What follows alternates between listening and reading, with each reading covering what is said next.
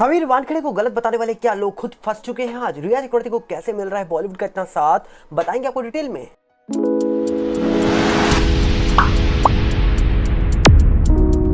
सबसे पहले यहाँ पर हम आपको बता दें कि समीर वानखेड़े जी को लेकर कई सारे लोगों ने सवाल उठाया था, जिसमें थे एक नवाब मलिक। आप जानते हो कि नवाब मलिक एक नेता थे, पर फिलहाल वो जेल में हैं। बोला जाता है कि उनको जब अरेस्ट किया गया था उससे पहले उन्होंने समीर वानखेड़े जी को लेकर कई सारे सवाल उठाए थे, कई सारे उनको लेकर खुलासे किए थे, पर बाद में उन खुलासों का क्या हुआ ये सब जानते हैं। पर कहा जा रहा था कि नवाब मलिक जी ने एक और बड़ी बात बोली थी अर्नब गोस्वामी को लेकर, और बोला था कि अर्नब गोस्वामी कभी ना कभी गलत कदम उठा लेंगे, मतलब सुसाइड कर लेंगे। ऐसा कहना था नवाब मलिक का जब अर्नब गोस्वामी सुशांत मामले को उठा रहे थे बड़ी तेजी से। नवाब मलिक ने यह भी बोला था कि सुशांत मामले में सीबीआई की कोई ज़रूरत नहीं है, मुंबई पुलिस बहुत अच्छे से जांच कर रही है।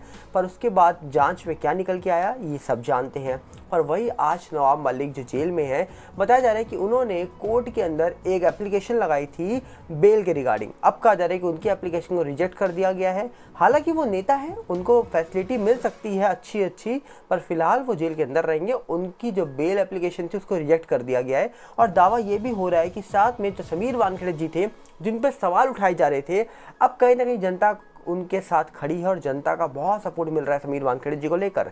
ये भी बताया जा रहा है कि बॉम्बे हाई कोर्ट ने समीर वानखेड़े जी को लेकर जो बड़े फैसले सुनाने थे उसमें एक और बड़ा फैसला सुना दिया है, और ये बोल दिया है कि जिस प्रकार समीर वानखेड़े जी को लेकर हाल ही में करप्शन के उनके ऊपर इल्ज़ाम लग रहे थे, और बोला जा रहा था कि उन्होंने शाहरुख खान से 25 करोड़ की डिमांड करी थी और उसमें से 18 करोड़ की डील फाइनल हुई और 50 लाख की टोकन मनी ली थी। इस मामले में कहा जा रहा है कि 20 तारीख को एक सुनवाई होती है, और उसके बाद कहा जा रहा है कि ये सुनवाई 21 तारीख को मतलब कल फिर हुई थी, जहां पर बॉम्बे हाई कोर्ट ने ये बोला कि जहां पर हमने समीर वानखेड़े जी को ये मना किया है कि आप इस मामले के बारे में कुछ भी मीडिया से शेयर नहीं करेंगे, ना ही बात करेंगे ज़्यादा कुछ इस पूरे मामले के रिगार्डिंग।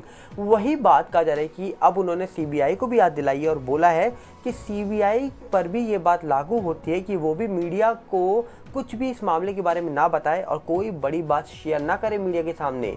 क्योंकि दावा ये हो रहा था कि बॉम्बे हाई कोर्ट का कहना था कि क्यों आखिरकार इस पूरे मामले की अंदर की बातें मीडिया तक पहुंच रही हैं, कौन इस पूरे मामले की बातें लीक कर रहा है। कुछ इस प्रकार बॉम्बे हाई कोर्ट ने सवाल उठाए थे और नाराज भी दिखाई दिया था कोर्ट इस मामले को लेकर कि आखिरकार अंदर की बातें कैसे मीडिया तक पहुंच रही हैं, कौन है वो शख्स जो अंदर की बातें लीक कर रहा है। तो इसी प्रकार का जा रहा है कि उन्होंने ये बात बोल तो दी है कि कोई भी इस मामले की बात को शेयर ना करें, पर क्या अब सीबीआई इस पूरे मामले में मुनमुन तमेजा जो है उनको कहा जा रहा है कि पूछताछ के लिए बुला चुकी हैं, समन कर चुकी हैं, पर शाहरुख और आर्यन का नंबर आ सकता है। सवाल उठे थे हाल ही में कि शाहरुख और आर्यन को भी सीबीआई बुला सकती है, पर क्या आपको लगता है कि शाहरुख आर्यन को सीबीआई बुलाएगी?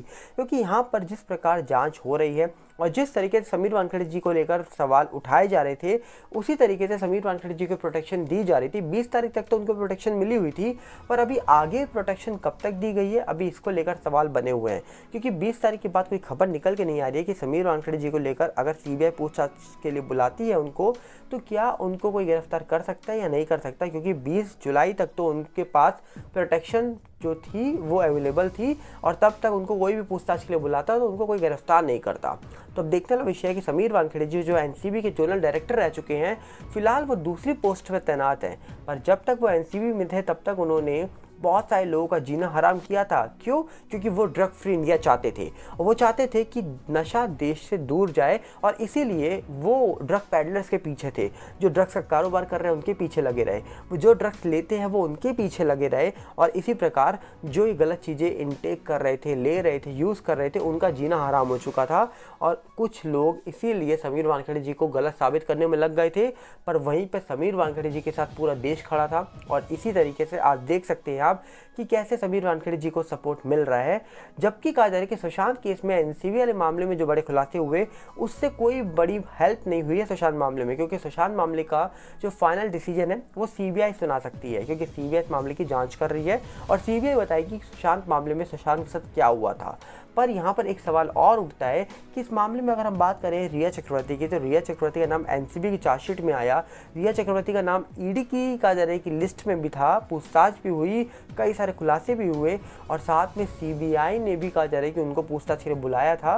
पर इन सारे मामलों में दोबारा से रिया चक्रवर्ती को कभी देखा नहीं गया एजेंसीज के पास, जबकि एनसीबी की चार्जशीट में उनका नाम है। फिर भी कहा जाता है कि क्या वो इस पूरे मामले से अब बरी हो चुकी हैं, क्या उनको अब कभी पूछताछ के लिए नहीं बुलाया जाएगा? क्योंकि अभी फ़िलहाल तो कहा जा रहा है कि बॉलीवुड की ओर से उनको बेहतरीन तरीके से, ज़बरदस्त तरीके से सपोर्ट मिल रहा है, क्योंकि हाल ही में मनीष मल्होत्रा का एक शो होता है जहां पर बॉलीवुड के कई सारे लोग पहुंचते हैं और रिया चक्रवर्ती भी वहाँ इन्वाइटेड होती हैं। जी हाँ, रिया चक्रवर्ती भी वहाँ पर बॉलीवुड की बड़ी बड़ी एक्ट्रेसेस के साथ दिखती हैं। अब सवाल ये उठता है कि सुशांत केस होने से पहले रिया चक्रवर्ती को शायद लोग जानते भी नहीं होंगे, शायद लोग पहचानते भी नहीं होंगे, पर सुशांत केस होने के बाद जब मीडिया में उनका नाम आया और जिस तरीके से उन पर सवाल उठे और वो ऐसी वायरल हुई कि आज हर बॉलीवुड वाला उनके साथ दिखाई देता है, हर बॉलीवुड पार्टी में वो दिखाई देती हैं और फिलहाल तो वो रोडीज़ में भी दिखाई दे रही हैं। आप जानते हैं रोडीज़ में एज अ गैंग लीडर बन के आ गई हैं रिया। तो अब देखने वाला विषय है कि यहाँ पर जो एनसीबी जांच कर रही थी जैसे सुशांत मामले में, वो उसमें कई बड़े खुलासे हुए थे, रिया के साथ साथ कई सारे और लोगों का नाम था।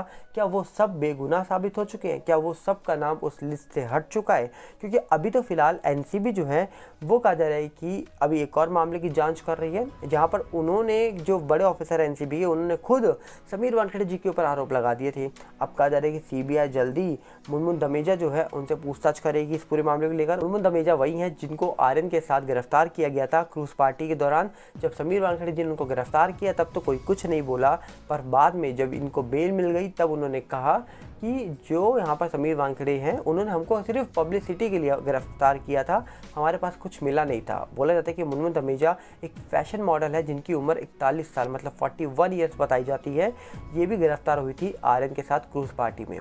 तो देखने वाला विषय ये है यहाँ पर कि समीर वानखेड़े जी को लेकर सवाल बहुत सारे लोगों ने उठाए थे, चाहे फिर वो नवाब मलिक हो, चाहे फिर वो क्रूज पार्टी में गिरफ्तार करने के बाद आर्यन के साथ जो पकड़े गए हो वो लोग हो, या फिर एजाज खान हो, कई सारे लोग जिनको समीर वानखेड़े जी ने गिरफ्तार किया था, वो सब जब बाहर आए तो उन्होंने समीर वानखेड़े जी को लेकर सवाल उठाए। तो देखने वाला विषय होगा जब इस पूरे मामले की जांच पूरी हो जाएगी तो फाइनल डिसीजन बॉम्बे हाईकोर्ट की ओर से क्या निकल के आएगा।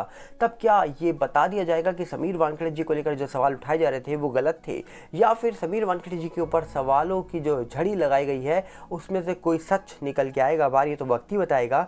पर फिलहाल कहा जा रहा है कि समीर वानखेड़े जी को लेकर कई सारे लोगों का सपोर्ट उनके साथ दिखाई दे रहा है, जनता के साथ साथ कई सारे बड़े बड़े लोग उनको सपोर्ट कर रहे हैं। और इसी प्रकार कहा जा रहा है कि समीर वानखेड़े जी ने साफ कहा था कि जो जांच करनी है करने दीजिए, हम कोऑपरेट करेंगे, जो सच होगा वो सामने आ जाएगा। जबकि सीबीआई ने जब जांच करनी शुरू करी थी तो उन्होंने बहुत कहा जा रहा है कि आराम से और बहुत डिटेल में जांच करी थी, जबकि उन्होंने समीर वानखेड़े जी के फ्लैट से लेकर उनकी जो प्रॉपर्टी थी, उनकी जो लैंड थी, उनकी जो वॉच थी, घड़ी थी एक, उस तक की जांच करी और ये बताया कि कई सारी प्रॉपर्टी मिल रही है, फॉरेन ट्रिप मिल रही है, घड़ी मिल रही है 22 लाख की जिसकी कीमत 22 है और इनको 17 लाख की दे दी गई। तो इस प्रकार सीबीआई ने खुलासे किए। पर बाद में बॉम्बे हाई कोर्ट के पास जब ये मामला जाता है तो बॉम्बे हाई कोर्ट साफ कहता है कि आप क्यों समीर वानखेड़े जी को लेकर इस बात पे अड़े हुए हैं कि उनको जो प्रोटेक्शन दी गई है वो हटा ली जाए। क्या आप उनको गिरफ्तार करना चाहते हैं? और कई लोगों को ऐसा लग भी रहा था।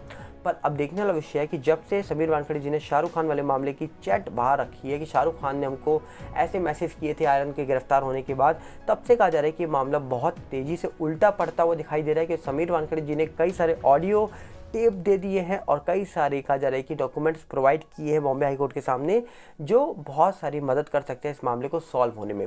तो देखने वाला विषय है कि अंत में समीर वानखेड़े जी को लेकर क्या खबर निकल के आएगी, हम चाहेंगे आप अपनी राय कमेंट बॉक्स में रखिएगा।